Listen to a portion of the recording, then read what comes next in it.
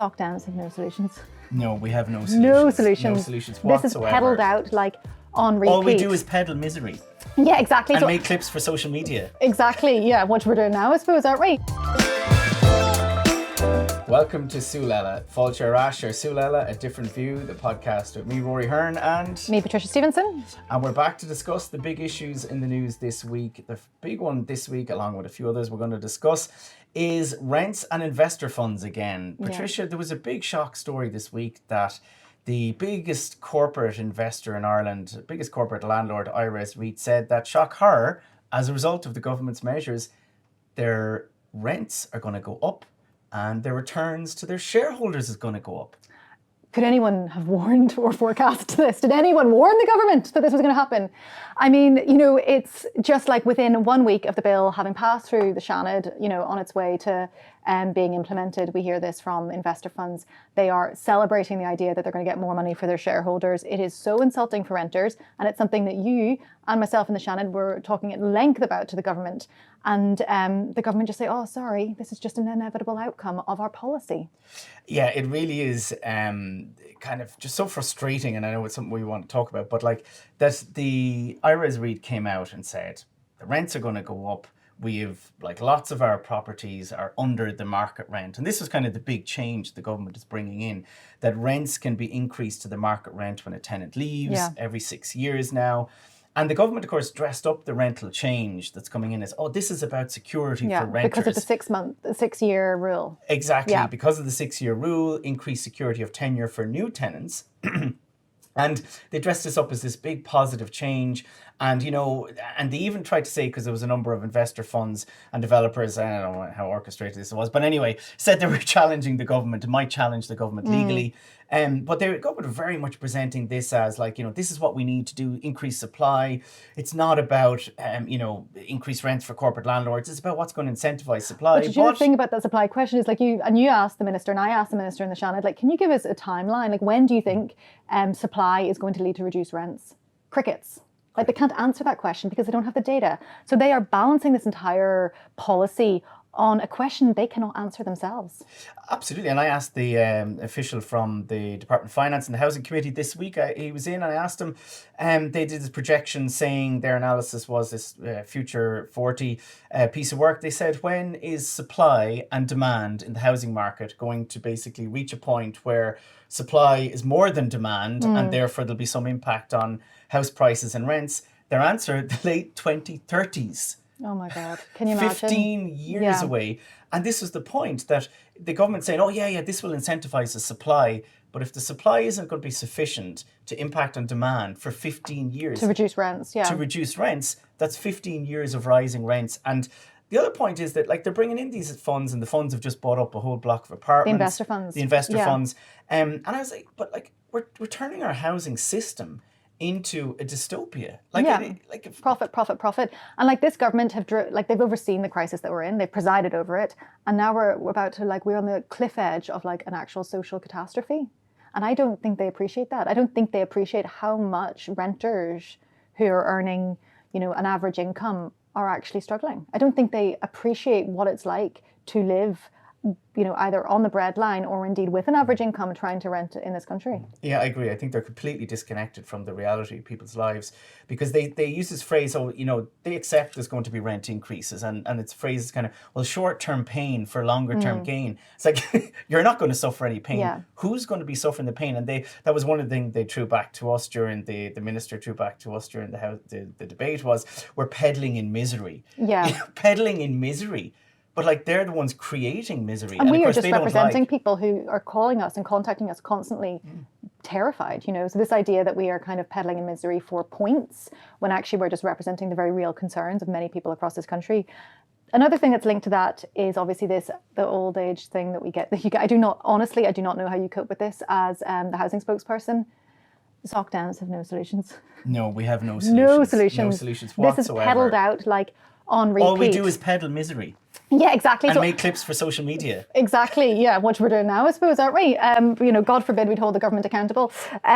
So in response to that, I thought I'd bring out some of our policies, many policies. Well, you were on the Tonight Show last night on about this, discussing it, Yeah. and we had Seamus McGrath from the government saying again to you, no solutions, only, and then he went, actually, one solution you've had, Yeah. the Homes for Ireland savings so scheme, I talked and that about wouldn't it. work because it No. would take time to set up.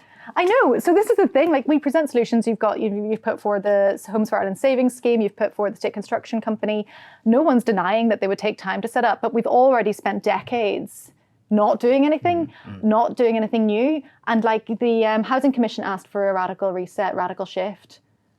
And this government more the same. And I think they have made a radical shift again. Not a radical shift, radical in the same direction they were going, but even worse. Yeah. And back to allowing the rents rise. But I think the solutions thing is really frustrating, as you say. But it's like, do they think the public are stupid as well? Do you know what I mean? They act as if like, oh, people won't understand. We'll just keep throwing this, saying that the opposition has no solutions. But people are seeing through it because they're listening. And because we launched the state construction company there a couple of months back, and there was a huge response, really positive response. People are really engaging with it, and yet the government is just like, oh, this would take ages to set up. And of course, the amount of money they're giving in VAT cuts to developers, and yet they won't put the money into setting up a public construction company. Or indeed a state savings scheme.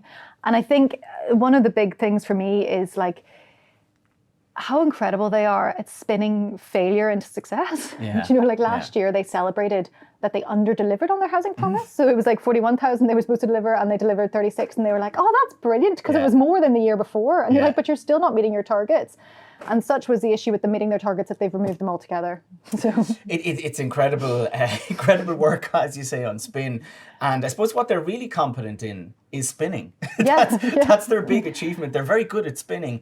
And I suppose that's a big question. I know a lot of people kind of come back on the different channels that we're promoting, in terms of social media comments, but also in terms of the office, people come back and say, what can we do? What can we do about this? And that's kind of a big question to get asked. And I suppose the things I think people could do, obviously support politics that is challenging, what government is doing, that is putting forward alternatives. But also there is campaigns like Raise the Roof, the CATU, the Tenants Union, Tenants Union.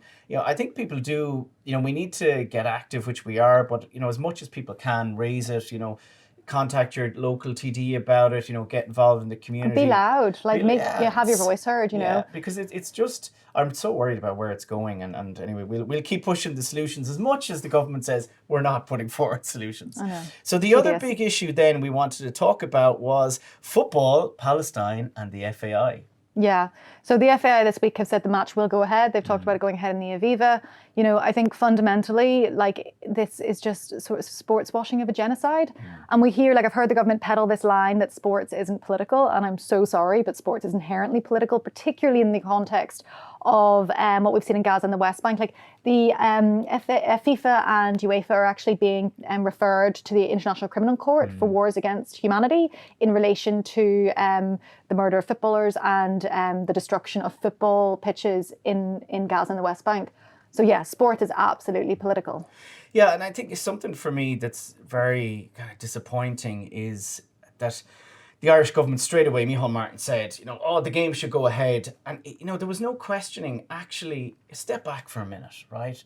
When we look back in decades to come and say, what did Ireland do? What did we do when there was a genocide going on? And one of the things that we could do is pass the Occupied Territories Bill, which we've said, stop the transport of military weapons through Shannon, but also our sports teams, what they do represents the country. Yeah, we did it with Eurovision. So what's the difference? Exactly, we're doing it with Eurovision. But in the past, you look back, we've an incredible, tradition of, South Africa, boycotting apartheid. Different sports teams refused to play.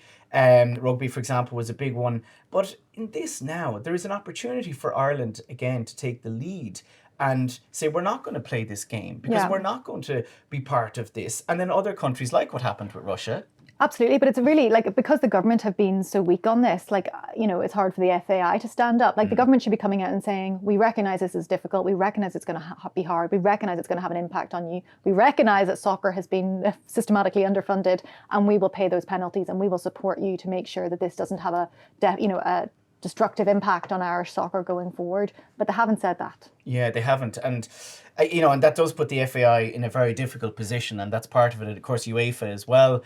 But I think, regardless, that I think we need to put more pressure, and I think the public, on the government to actually say this game shouldn't go ahead. Absolutely. And that's what we stand over, and we will support the FAI on that. I think it's going to grow. I think the opposition to it happening is going to grow and grow as we get closer and closer to it. As I think that people think about, what are we doing here? What are we doing, and what the potential of it to be a message to the world that actually people will follow. Like countries will follow. They will. Of course they will. Yeah, And I think linked to all of this as well was another story that we had in the news, which was around the Irish Film and Television Awards. And there was a Irish artist, Alan O'Gorman, who gave a speech accepting an award, and he said, "Free Palestine and get the US out of Shannon," which was brilliant, very powerful, very impactful. But RT, but you can't say that in public. Apparently not. RT apparently took it out of the broadcast. Yeah. What do you think about that? I think it's outrageous. But it was similar happened with the BAFTAs with BBC as well, didn't they? Yeah. They removed one of the Free Palestine, someone was saying, in terms of actually a lovely speech around immigration and the different generations of immigration and what they bring, and the kind of, I suppose, challenging that whole far right narrative, but then ending around Free Palestine and the Free Palestine bit been removed. And it's again, it's a real question of why is it so wrong to say, like, how is it allowed that this can be effectively censored? It is censoring of the Palestine, and it shows how, I think, strong that the Israeli government, the influence they have, that lobby, that control, and I think also how insecure they are. Because what's wrong with that free speech? Yeah, that's a good point, yeah. And I think it is. They're afraid. What is the harm of saying Free Palestine? Exactly. It is. It's literally saying something that people who are being, as we know, and I know, people watching and listening to this, people who are literally suffering and living through, genocide, mass murder. It's a call for peace. Exactly. And it shouldn't be controversial. No, it shouldn't be controversial at all. And to be fair, it's great to see the different celebrities and artists actually saying it, and and Irish artists have always been very consistent on this, I think. Yeah, no, they have, and Saoirse and Palestine, and just that, I think it's great to see artists continue to do that. And I think we need to call out, a broadcaster and say, look, you shouldn't be censoring that, and allow it. That's what freedom of speech. That's what artists are supposed to be able to do. And again, we see the reason behind this as well. There was supposed to be a ceasefire, but there hasn't been really a ceasefire, has there? Oh, it's an utter sham. We talk about the ceasefire. We talk about this peace agreement with the Board of Peace. It is an attempt to completely remove the UN, who is a neutral actor, from all of this. It feels like more of a land grab, what's being discussed around Gaza. We've heard plans from Smotrich, I think, who's one of the ministers in the Israeli cabinet, that the plan is just to completely colonize Gaza. So this idea of peace, peace for who? Yeah, peace for who, absolutely. And I think the figure is in the region of 550, 600 Palestinians in Gaza have been killed since the so-called ceasefire. And you just go, that's and how many injured. So I think the other, I suppose, aspect of the match and the sports is that it gives, and people are looking at this as a way to highlight it again. So to not allow it just be... Exactly, keep it in the media, silence, keep it live, in the media, that this is not okay, that while the rest of a lot of people want to move on, then we can't move on. This is a genocide ongoing. Yeah. But listen, to finish up then, we have this week, depending on when this is going out, we're either next week on Seachtain Shakuing or on Seachtain Shaw, tá sé Seachtain na Gaeilge, agus tá lán rudí Súil, and you can go to Seachtain na Gaeilge, snag.ie, check it out, Seachtain na Gaeilge, and we'll all be ag leabhart Gaeilge, ag obair go dín or Gaeilge or Janga, and it's a lovely week, loads of events, and I hope you can take part in it and buin on salt us. So, slán go fóil. Slán.